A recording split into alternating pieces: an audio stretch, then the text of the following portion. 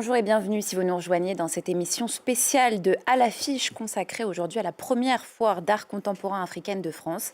ACA, c'est son nom pour Also Known as Africa, un rendez-vous majeur de la création qui célèbre cette année son 10e anniversaire avec une centaine d'artistes venus de 24 pays, tous exposés au Carreau du Temple à Paris. Parmi eux, Alice Anne Augustin, bonjour. Bonjour. Ravie de vous accueillir. Merci. Artiste plasticienne d'origine guadeloupéenne, votre approche artistique très organique explore la matière et le vivant, on verra ça tout à l'heure.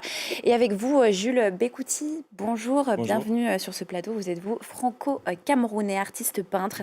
Vous explorez, vous, les notions d'identité et de mémoire. Bienvenue sur ce plateau. Alice Anne-Augustin, c'est la première fois que votre travail est exposé à ACA. Qu'est-ce que ça représente pour vous, cette participation à une foire aussi emblématique ? C'est merveilleux. Je suis très contente que la Guadeloupe puisse être représentée. Cette année, je suis représentée par la Maison Gaston à la Foire ACA. C'est un honneur et c'est un vrai plaisir de pouvoir partager ce moment-là avec tous les autres artistes. Jules Bécouti, pour vous, c'est une deuxième participation et cette semaine, vous faites la couverture de Télérama Loisirs. Félicitations. Merci beaucoup. C'est aussi quelque part, diriez-vous, grâce à ACA, qu'est-ce que ce grand rendez-vous vous a apporté aussi bien sur le plan artistique que sur le plan humain ? Alors en fait, pour moi, ACA, c'est vraiment une rencontre avec les artistes de la diaspora et africaine. Pour moi, c'est vraiment au lieu en fait, de la culture africaine avec un public international.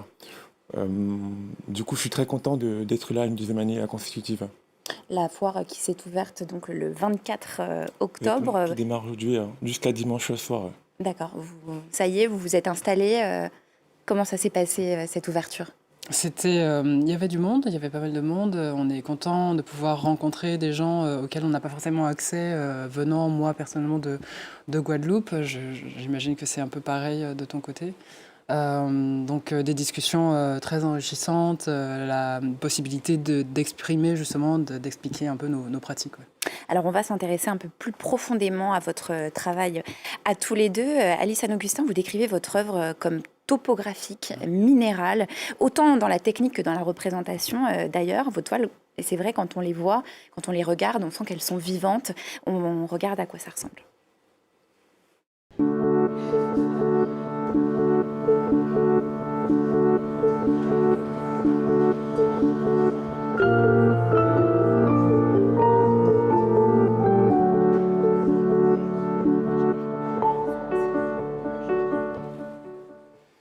Alors, je remarque un point commun à tous les deux, Alice Anne-Augustin et Jules Bécouti, vous partagez ce point, c'est que chacun, à votre manière, vous vous reconnectez à vos racines à travers l'art.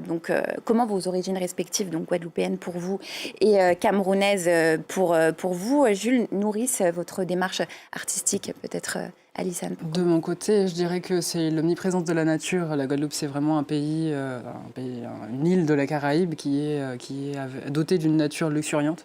Donc la nature est partout autour de nous. C'est facile d'observer justement cette présence des racines, des arbres, des cycles naturels, etc. Même au niveau de la topographie, des montagnes, etc. On retrouve ce genre de motifs et de compositions dans l'espace dans lequel on vit et c'est très inspirant. C'est ce qui vous a inspiré originellement ? Oui, je pense que oui. En fait, j'ai passé plusieurs années au Canada où j'ai vu beaucoup de noir et blanc. Du coup, ça parle aussi, ces œuvres-là parlent aussi de ce passage-là, avec des hivers très blancs, les arbres qui se dessinent en ombre chinoise comme ça. C'est ce qu'on retrouve dans mon travail.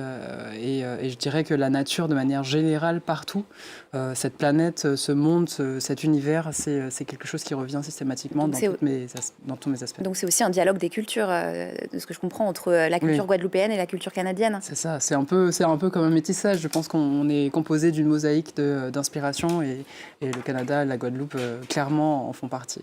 Et vous Alors moi, mon but vraiment, c'est de mettre en avant la couleur noire. Mon but, c'est aussi d'associer l'idée de beauté à la couleur noire. Du coup, je mets en avant pas mal de personnages qui sont de couleur noire, avec cette idée vraiment de représenter la diversité des beautés africaines dans mon travail. On retrouve également l'influence africaine avec les motifs. Il y a énormément de motifs dans mon travail. On fait vraiment de créer des belles harmonies de couleurs pour vraiment ressortir une espèce de douceur dans les tableaux. Alors justement, on va regarder à quoi ça ressemble. On en reparle juste après.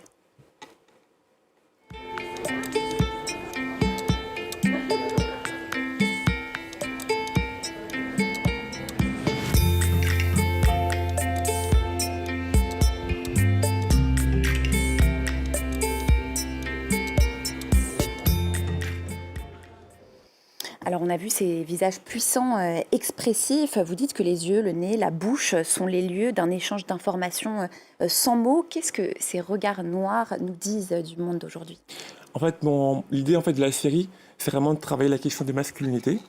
Vraiment briser les stéréotypes en fait, qu'on a sur les hommes, particulièrement les hommes de couleur noire.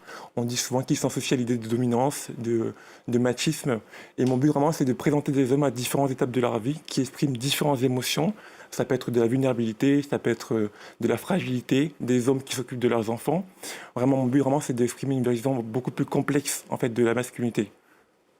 Alors cette année, Aka accueille son nouveau directeur artistique, Sitor Senghor, arrière-petit-neveu du premier président du Sénégal, Léopold Sédar Senghor. Il partage avec son ancêtre une même ambition, celle de renouveler le regard sur les scènes africaines et afro-descendantes, mais aussi faire cohabiter des mondes qui jusqu'ici ne se sont jamais véritablement rencontrés dans l'histoire de l'art. On va l'écouter au micro d'Anaïs Chenel.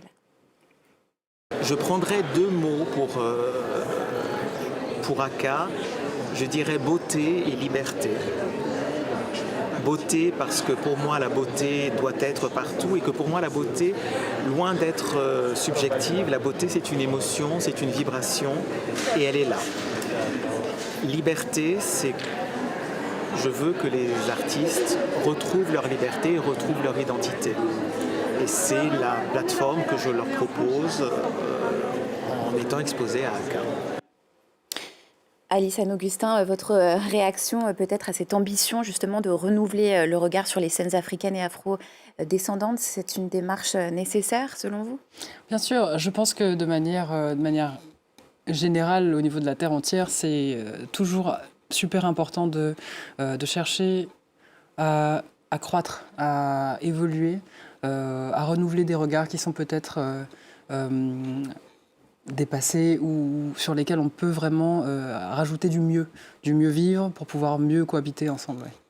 Ouais. Jules Bécouty, vous, comment vos œuvres participent aussi à leur manière à redéfinir ce regard sur la création contemporaine? Alors en fait, moi, j'axe vraiment mon travail sur l'humain, vraiment sur le côté humain. Et mon but vraiment, c'est que tout le monde en fait, puisse se reconnaître en fait, dans mon travail.